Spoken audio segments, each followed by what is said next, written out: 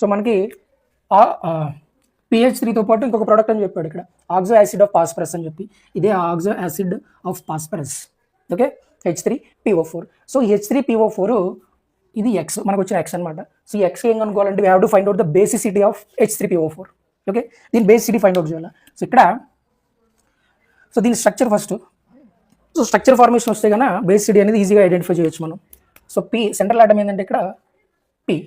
So first ఫాస్ఫరస్కి ఏది bond అవుతుంది అంటే ఆక్సిజన్ బాండ్ అవుతుంది, P డబుల్ బాండ్.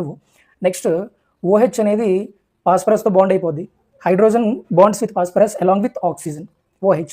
నెక్స్ట్ ఇంకొక OH, రైట్, ఇంకొక OH. మొత్తం చూడు, P 1 2 3 4, ఆక్సిజన్ 4 ఉన్నాయి. నెక్స్ట్ 1 2 3, హైడ్రోజన్ 3 ఉన్నాయి, H3PO4. సరిపోయిందిగా.